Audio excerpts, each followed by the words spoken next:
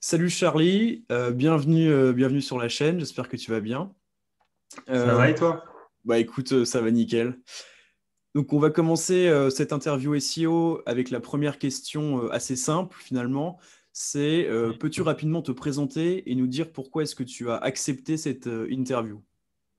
Ouais. Moi je m'appelle Charlie Lebin, j'ai 22 ans.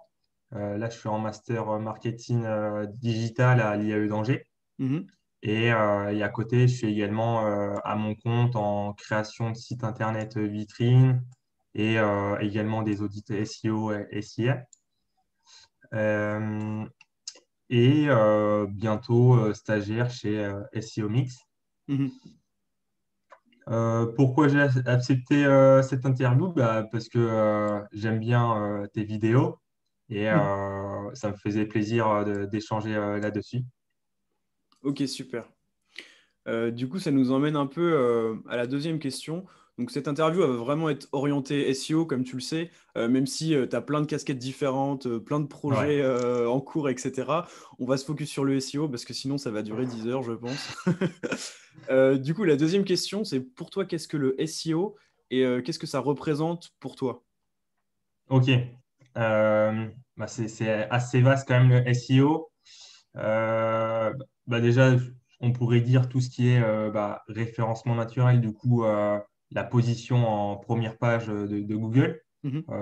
Les autres pages, on s'en fout un peu, hein. Et encore, on pourrait même dire les trois premières positions, parce que même la première page, être en neuvième position, c'est pas top, quoi. Mais déjà, ça. Mais ça va être également SEO, tout ce qui va être indexation, crawl du site, tout ce qui va être également, contenu sur le site. Parce que si on n'a pas un bon contenu, ça ne va pas le faire. Mhm. Et déjà, en partant déjà de tout ça, on arrive déjà à une bonne base. Donc, un peu cette Et défi. après, sinon, si on peut parler des trois thèmes principaux, popularité, le netlinking, après tout ce qui va être la qualité du contenu, du Mhm. coup, et après qualité, et je me souviens plus du troisième, Bah, c'est popularité. le triptyque SEO, donc technique, contenu, popularité. Je sais pas si ça. Exactement, voilà. Ouais, C'était voilà. ça, à ça que je pensais, ouais. C'est vrai que c'est une bonne manière de résumer un peu le SEO et ses trois aspects, et surtout bah, les trois aspects à améliorer et à prendre en compte lorsqu'on parle de SEO. Euh, Rapidement, pour toi, si tu devais être bref, pourquoi est-ce que les entreprises d'aujourd'hui devraient-elles s'intéresser au SEO? Pourquoi de s'intéresser? Parce que pas de SEO, pas de visibilité et pas de clients, quoi. Du Hmm. coup, c'est tout simple, hein. Et bah, d'ailleurs, toi, tu fais aussi un peu de SIA et même d'autres choses qui peuvent aussi apporter de la visibilité à des entreprises. Euh, pour toi, est-ce qu'il y a des avantages qu'on trouve dans le SEO qu'on ne trouve pas ailleurs, par exemple? En fait, comparé au SEA, en fait, ça va être OK sur le long terme. Vraiment, faut pas avoir une stratégie, OK, dans une semaine, je vais être positionné sur tel mot-clé et ça va me rapporter tant de trafic. Ouais. Non, ça ne va pas du tout être comme ça. Mais par contre, si on a une vision à long terme, euh, ça peut vraiment payer de façon moindre et beaucoup mieux, quoi, en termes de Mhm. qualité. Et déjà, Non, non, c'est sûr. Ben, c'est vrai que enfin, quand on parle de SEO, on l'entendrait un peu partout, mais on parle vraiment de stratégie long terme. Et hmm. faut pas s'attendre à avoir des résultats, comme tu dis, au bout d'une semaine, un peu plus, ou même un mois, c'est un peu court, quoi. Généralement, on table plus sur des résultats au bout de plusieurs mois, quoi, 5, 6 mois, parfois pour. Ouais, déjà minimum 3 mois, je partirai. Hmm. Et avec une base de 3 mois, déjà, on peut faire quelques résultats. Moi, j'ai eu le cas, par exemple, avec un site d'actualité Mhm. sur une de mes communautés que je gérais avant. Déjà, au bout de, bon, moi, je partais déjà avec une base de 300 000 abonnés du coup, sur mes réseaux. Du coup, Ouais, ça aide beaucoup. ouais. Mais au bout de 1 mois, 2 mois, déjà, on avait déjà une bonne base, quoi. Mhm. Donc toi, tu es de l'avis que tout ce qui est signaux sociaux, etc., relais sur les réseaux, interaction dans les réseaux sociaux, ça donne des bons signaux un peu à Google et ça lui permet de mieux Ouais, indexer et positionner ouais. un site. Même si c'est du no index, no follow et tout ça, Mhm.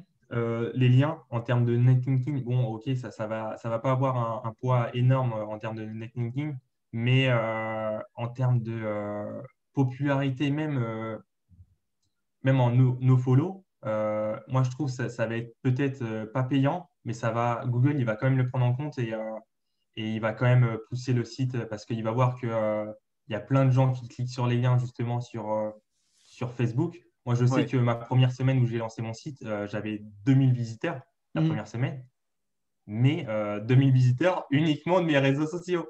Ouais. Aucun de, euh, de, de contenu naturel sur les moteurs Mhm. de recherche et tout ça.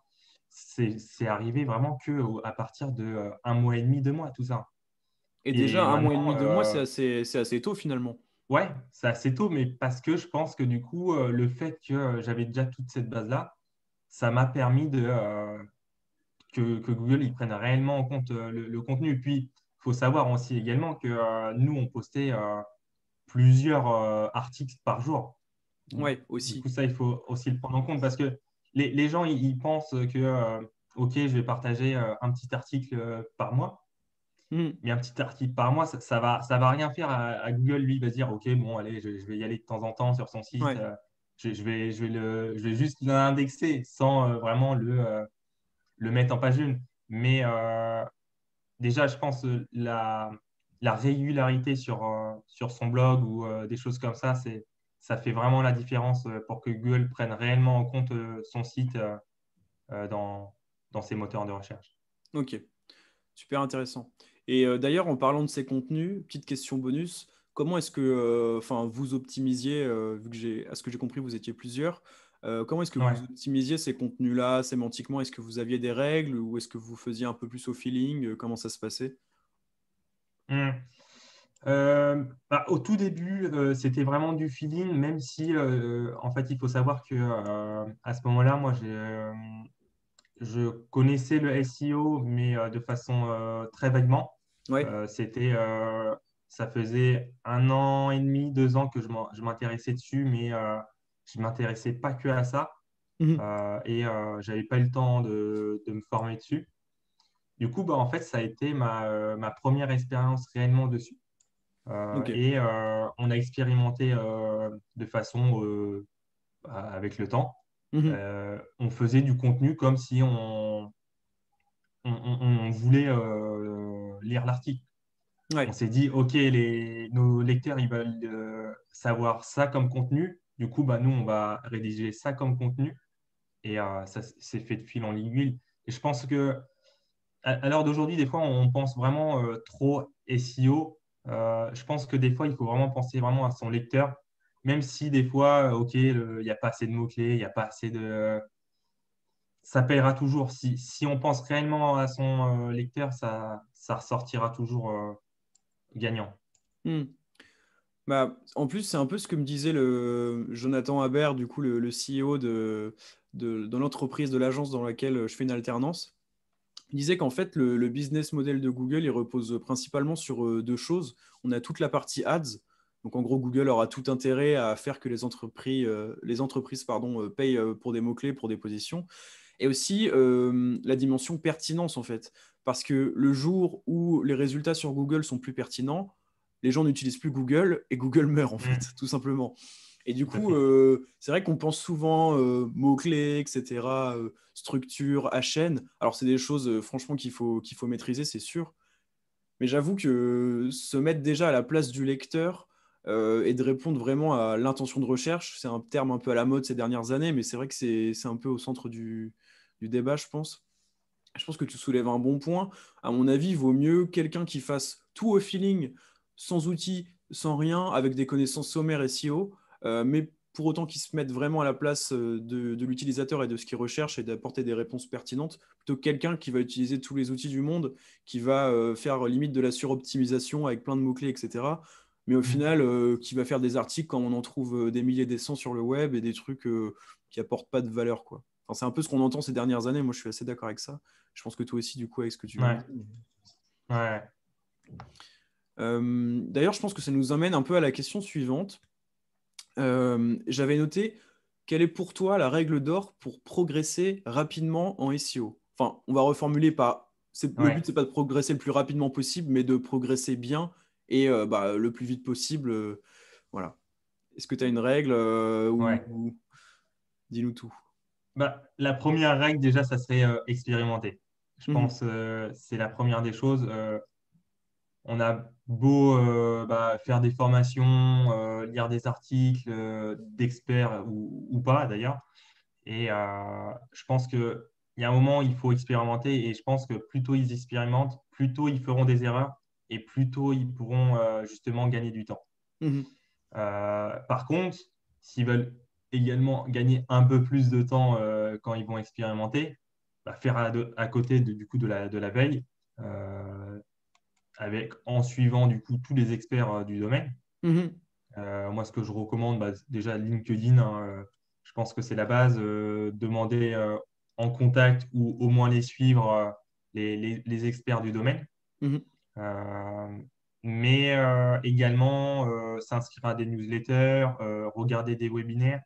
Il peut y en avoir certains qui ne sont pas super top, mais bon, au pire, tu le vois au bout de quelques minutes et après tu te barres. Mais, euh, mais une fois que tu en as découvert qui sont des pas mal, déjà tu restes dans leur newsletter et comme ça Mhm. tu te réinscris à leur webinaire. Euh, Suivre les bons blogs. Suivre les bons blogs.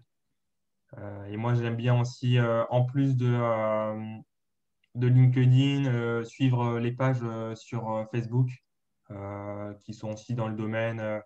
Bon, c'est plus trop utilisé à l'heure d'aujourd'hui, mais moi, je sais que de temps en temps, j'y vais. Et en fait, dans mon fil d'actualité, je vois des trucs que je vois pas sur LinkedIn. Pourtant, je les suis. Ouais. Du coup, ça me permet d'être sûr de ne pas rater l'info et tout ça. Et avant, je n'utilisais pas trop Twitter, mais je commence là depuis un mois à vraiment l'utiliser de manière professionnelle, parce qu'avant, je l'utilisais de manière bénévole pour mes assos et tout, Ouais. et personnelle. Mais là, je suis vraiment en train de le prendre au sérieux pour ma veille Ok. également. Ouais. Ok, Et c'est bien. déjà, je pense que là, avec tout ça, on a une bonne base. Ouais. Et si je peux rajouter également, là, je suis en train de créer une communauté aussi sur Discord qui Ouais. justement a pour but de maximiser sa veille. L'objectif, c'est partager avec les gens sur le sujet du marketing digital, mais du coup, il y a le SEO compris, Mhm. et, et également de suivre l'actu justement des différents blogs parce que je suis en train de mettre en place des flux RSS pour maximiser cette veille. Voilà, quand je vous disais que Charlie faisait plein de choses, c'était pas une blague. Le mec est trop chaud. Non, mais du coup, ton Discord, tu l'as rendu public là ou pas encore? Toujours encore de Non, là, paramétrer les toujours en channels? bêta test, enfin bêta fermée du coup. Là, cette semaine, j'ai pas eu trop le temps de me pencher dessus, mais Ouais, là, je pense d'ici un mois, je l'ouvrirai en bêta ouverte. ouais, Et après du coup, selon les retours, ça ira plus ou moins vite pour l'ouverture officielle, quoi. carrément. Bah, on espère que dans 2 3 mois, on regarde à nouveau cette vidéo et que le Discord ait explosé et que ce soit la référence, Ouais, quoi. bah ouais. C'est l'objectif, hein.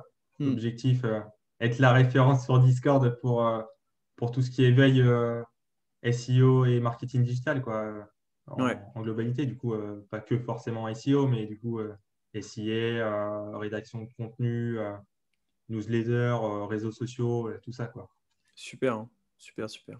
C'est marrant parce que ma question d'après, c'était comment fais-tu ta veille SEO? Sauf qu'en fait, il faut savoir que Charlie va devenir la veille SEO. Donc la question la question se pose pas vraiment à vrai dire. Mais Du coup, ça nous emmène à la question d'après, qui est quels outils utilises-tu en SEO? Est-ce que tu as des outils que tu aimes bien Ouais, utiliser? Est-ce que tu as eu des déceptions aussi avec certains outils? C'est le moment de tout dire. ouais. Bah, j'en ai pas trop utilisé, j'avoue, des outils SEO. Je commence à peine à en utiliser depuis quelques mois. Ouais. Avant, je faisais vraiment tout manuellement, du coup, à l'œil nu, quoi. Je regardais le site de fond en comble. Bon, ça me prenait du temps, mais bon, au moins, ça me permet, je pense, d'avoir un regard vraiment technique de la Mhm. chose. Et comme ça, je comprends maintenant comment gèrent les différents outils pour analyser les différents points. Je pense que c'est pas mal de passer aussi par cette étape de te faire tout manuellement, regarder le contenu vraiment à l'œil nu et tout ça. Je Mhm. pense que ça peut être sympa aussi. C'est comme quand on se met, par exemple, à la création de site internet et passer par le HTML, le CSS et le JavaScript. Bah, je pense que déjà, c'est une étape à faire, même quand on fait des sites sur WordPress, parce que du coup, on a un autre œil sur comment c'est fait les sites. Euh, Attends, rappelle-moi la question, parce que du coup, là, j'ai perdu le fil. En fait, c'était la question sur les outils SEO en général. Donc là, tu disais que sur Ah la oui, partie voilà. technique, tu faisais un peu Voilà. manuellement, Du mais du coup, coup, qu'est-ce que je... ouais, vas-y. Ouais. Du coup, qu'est-ce que j'utilise? Bah, j'utilise en fait là depuis récemment Screaming Frog, Mhm. tout ce qui va être pour du coup le crawl et tout ça. Et également pour l'analyse du contenu, du coup les titles, les métadescriptions, les alt et tout ça pour les images. J'utilise également SEMrush, Ahref et Moz. Ouais. Du coup, les trois sont un peu complémentaires parce qu'ils font un peu la même chose, mais bon, je les utilise les trois. Euh, déjà, bah, avec ces quatre-là, déjà, je suis plutôt bien. Oui. Euh, et, bah, sinon, après, Google Search Console, Analytics, euh, Google Speed Insight, du coup, pour la vitesse de chargement du site, GTmetrix, Mhm. Pingdom également. C'est déjà avec tout ça, déjà, on arrive à une bonne base pour analyser tout un site, du coup, que ça soit la vitesse de chargement, le contenu, le crawl. Puis et après, en fait, ça va être à l'œil nu. Du coup, je vais regarder est-ce qu'il y a un sitemap, est-ce qu'il y a un robot.txt, est-ce qu'il y a un sitemap HTML, est-ce que, Mhm. est-ce que, euh, est-ce qu'il y a les images sont optimisées avec Mhm. des plugins, est-ce qu'il y a un plugin de cache, est-ce qu'il y a enfin, tous les outils qui sont nécessaires pour un site. Ouais. Je vais également regarder du coup, est-ce que le site est bien sécurisé? Est-ce qu'il a un plugin de sécurité? Et est-ce que également il a des entêtes HTML du coup, qui sont mises en place pour la sécurité du site? D'ailleurs, il y a un site qui s'appelle Security.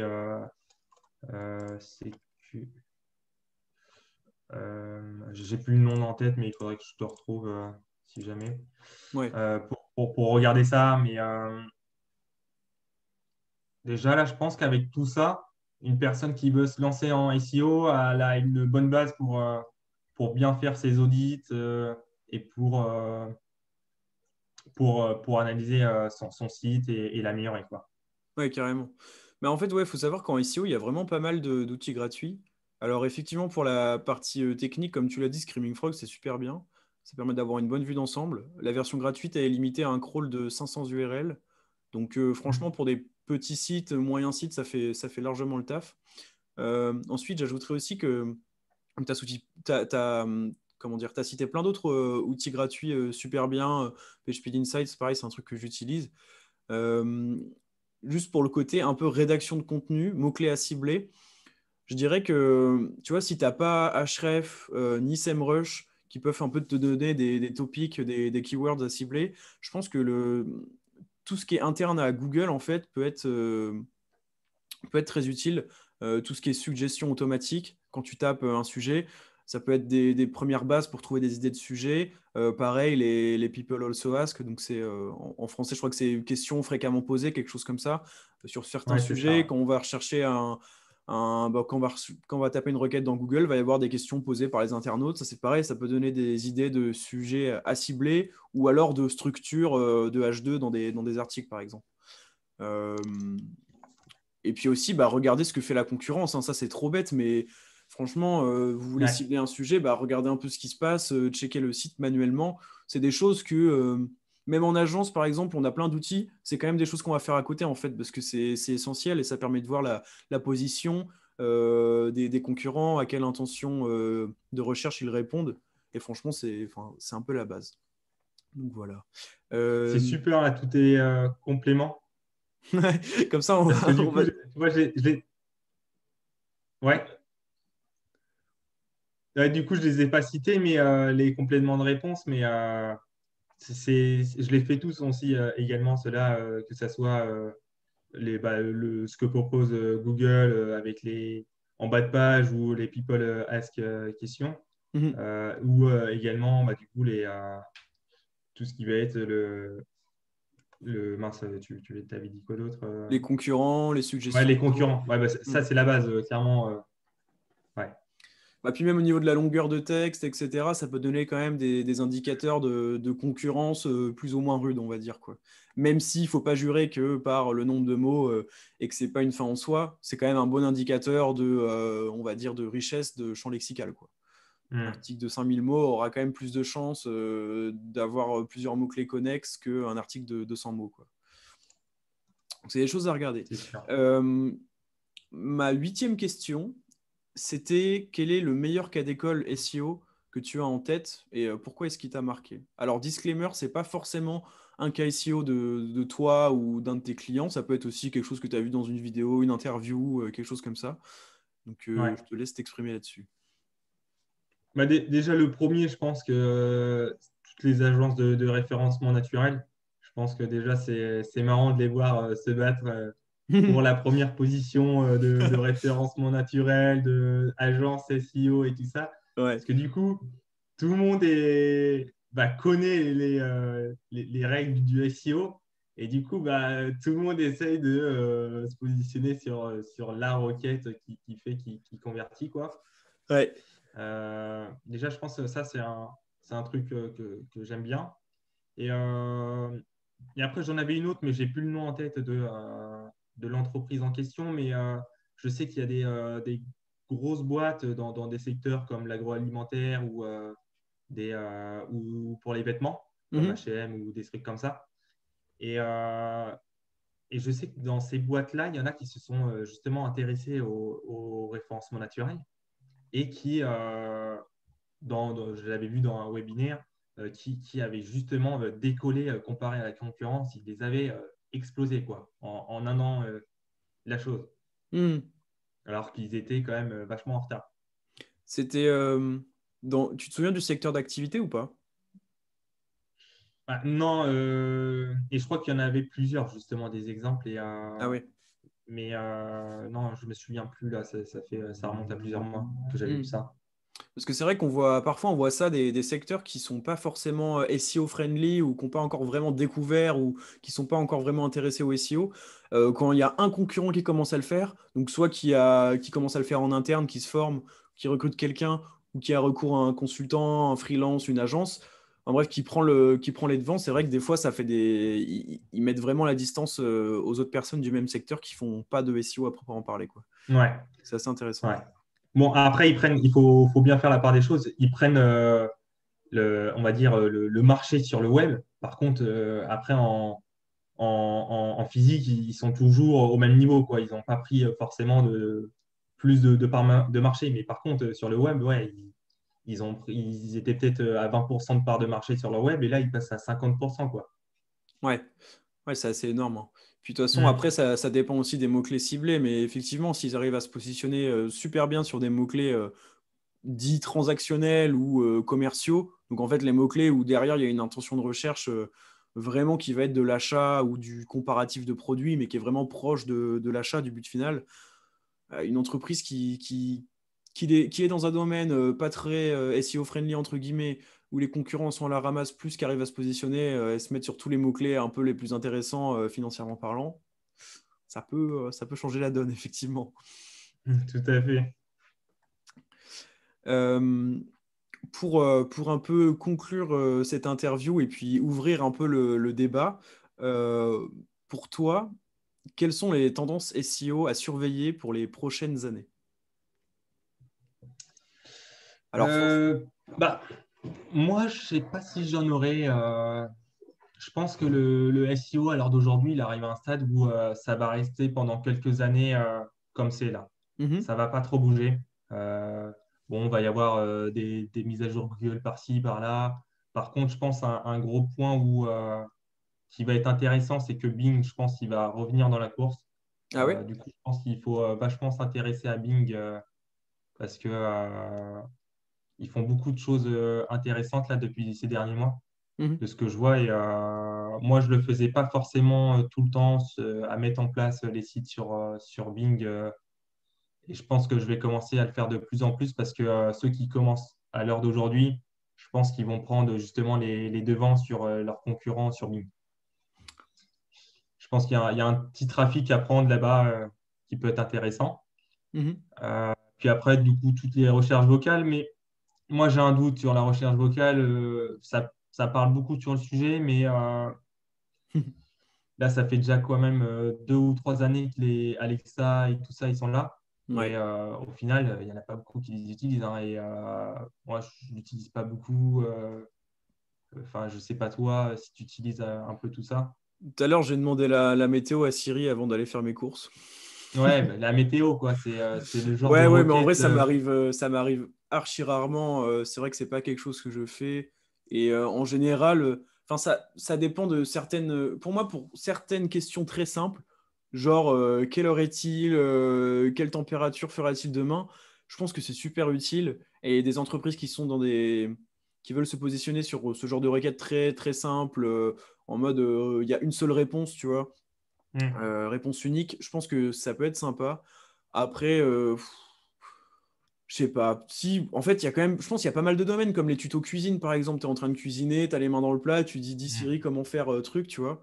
Bon, en vrai, pourquoi pas. Ouais, Mais c'est vrai que ouais. faut pas en faire tout un pataquès et faut pas se dire que qu'absolument tous les domaines seront touchés par ça. Ou alors ils le seront, mais encore une fois, réponse de SEO, ça dépend quoi. À voir. On est d'accord. À voir, franchement, à voir les mots-clés, à voir s'il y a des questions qui se posent, si la recherche est pertinente, mais c'est vrai. Et qu'est-ce que tu penses un peu sinon des Core Web Vitals qui vont sortir là? Ça a été repoussé, je crois, l'update. Ouais, du coup, en juin, ouais. C'est ça, ouais, mi-juin. Est-ce que tu Ouais, penses que ça a ça été va repoussé avoir un en juin, du impact coup. significatif ou pas? Bah, du coup, comme ils l'ont dit eux-mêmes là depuis cette semaine-là, ça aura un impact très mineur les premières semaines, Mhm. comme tout le monde s'attendait, quoi. Euh, mais je sais pas quoi trop en penser. Je pense que, comme te l'a dit d'ailleurs ton directeur d'agence, euh, il y a le poids de l'intention de recherche.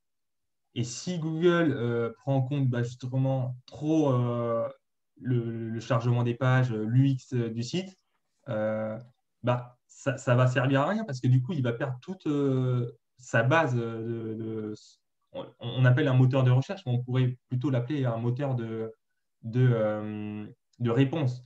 Mhm. Euh, et du coup, s'il fait ça, il va repartir vers un moteur de recherche et non plus avec un moteur de réponse. Du coup, je pense pas que ça va avoir un poids énorme. Je pense que ça va être un poids secondaire dans le SEO à prendre en Mhm. compte. Parce que un bon site, quand en fait il va mettre en face 2 pages web, s'il voit que les 2 pages web elles sont bonnes, mais que le concurrent, il y a un des deux qui a une meilleure UX et chargement de page que l'un, bah, dans ce cas-là, il va privilégier celui-là. Mais l'autre, bah, du coup, il sera écarté. Mais ça va rentrer en jeu en fait que à partir de ce moment-là, pas avant, je pense. D'accord, ouais. C'est vrai que c'est quelque chose que j'ai pas mal entendu et je suis 100% aligné avec ça. Que effectivement, ça va pas devenir. En fait, il y a eu beaucoup de bruit autour de ça parce qu'avant, tout ce qui était performance, c'était plus, on va dire, un ranking factor indirect. Enfin, du coup, c'était pas vraiment un ranking factor, c'était plus, on va dire, Mm. assez indirect.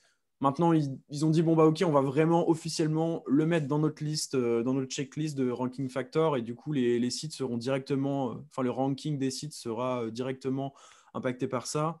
Sauf que, enfin, ce qu'on ne sait pas et ce qu'on saura sûrement jamais, c'est finalement comment dire, le poids de chaque ranking factor. Et globalement, je crois que oui, ils l'ont dit sur Twitter justement que en fait, ça allait pas avoir un impact de malade, quoi. C'est juste qu'à mon avis, les sites qui vraiment ont des performances vraiment horribles, je pense qu'ils vont en pâtir un peu quand même, surtout comme tu le dis par rapport à des concurrents qui vont avoir vraiment la même richesse sémantique enfin que la même popularité qu'eux, etc., qui vont être vraiment Mm. coude à coude. Là, je pense que effectivement, ça peut jouer, mais sinon, voilà. Mais c'est toujours quelque chose qui est intéressant à penser lors de la conception d'un site, par exemple. Moi, je sais que j'ai lancé mon site vitrine il n'y a pas longtemps. J'ai vraiment fait attention à ça. Pour autant, Google PageSpeed Insight, j'ai pas 100 en version desktop et 100 en version mobile. C'est des scores de 100 Mm. sur 100. Mais bon, j'ai essayé quand même de faire un truc assez propre pour dire on part sur de bonnes bases, quoi. Mais il ne faut pas s'alarmer non plus. Ouais. Ça va pas être la folie, Après, quoi. si tu as 20 et 20 sur Google Pit Insight, je pense qu'il y a quand même un bon travail à faire.